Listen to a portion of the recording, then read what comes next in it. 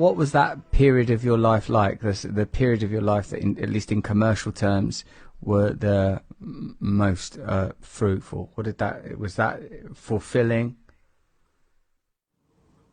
It was. It's great to see, that people are appreciating what you're doing. I mean, we were going around at that time.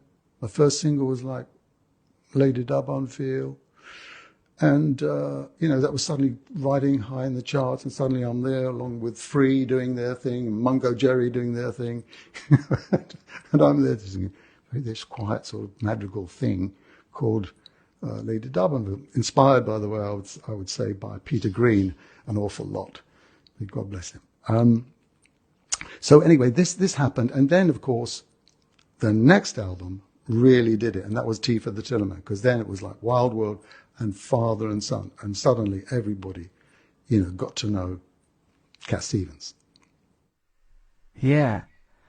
And then, but presumably this was in terms of personal fulfillment limited, but certainly in comparison to your ongoing spiritual journey, because you made what in retrospect still seems like a radical decision to convert to Islam, to change your name, and to sort of the renunciation of fame. In a sense, it is an apostasy of type, because in an economic and materialistic society, to renounce fame, one of the great icons of our systems, of our secular faith, is an act of secular apostasy. I'm happy with that bit of language. So, like, even today, it seems like a controversial thing.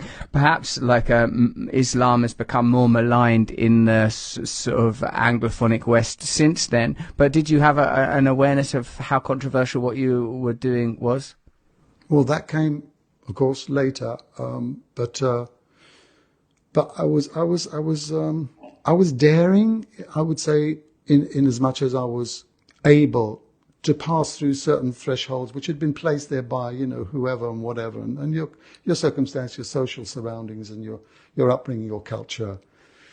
I wasn't English, but I was. But then, my father was Greek, my mother was Swedish, and I was kind of a free spirit. I didn't really belong to anything, and that was very important, I think, and the same as what I was in school. I was like, I wasn't really in church with everybody else doing what they were doing. So that gives you a hint of why I was able to, at a certain point, when I was given some sight of another way of looking at God, that what enabled me to go forward, and that is the most important thing. I think one of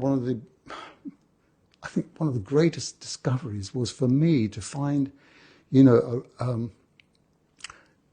with Islam, it was like to find a religion that was devoted entirely to God. I didn't have to become a Jew. I didn't have to become a monk or a priest.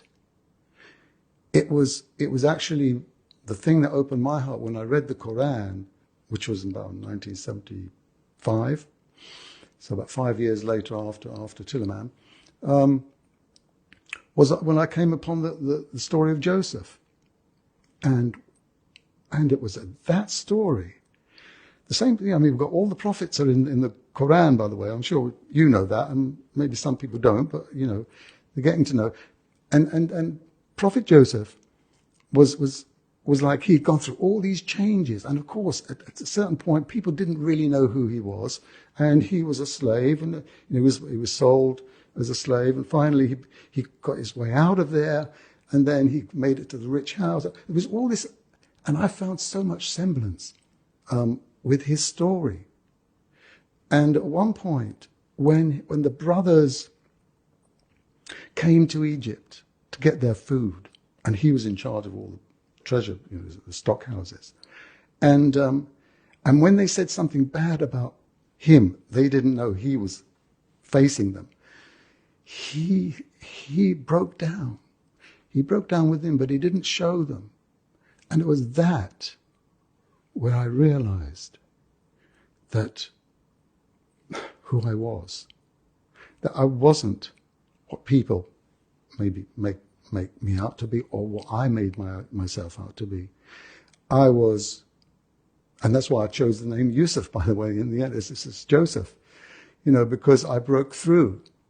And I was given so many enlightening, stages along this journey. I was just so grateful to get to find this religion where I could devote myself to God, and wow, that was that again, of course, is the beginning of what happened next. But because there's a lot that goes on after that.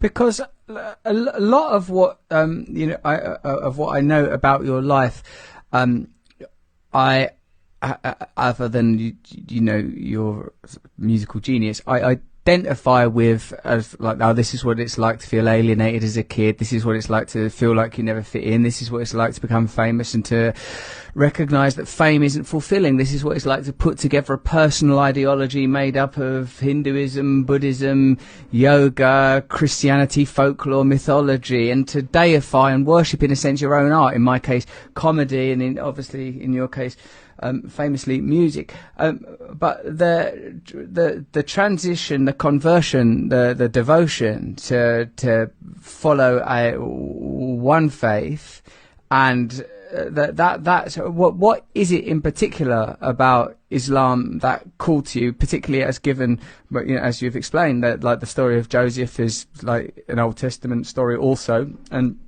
what is it particularly about the nature of Islam that you feel contacted you? Well, I certainly wouldn't have been able to accept Islam if it was like full of superstitions and things which couldn't relate to the real world, right?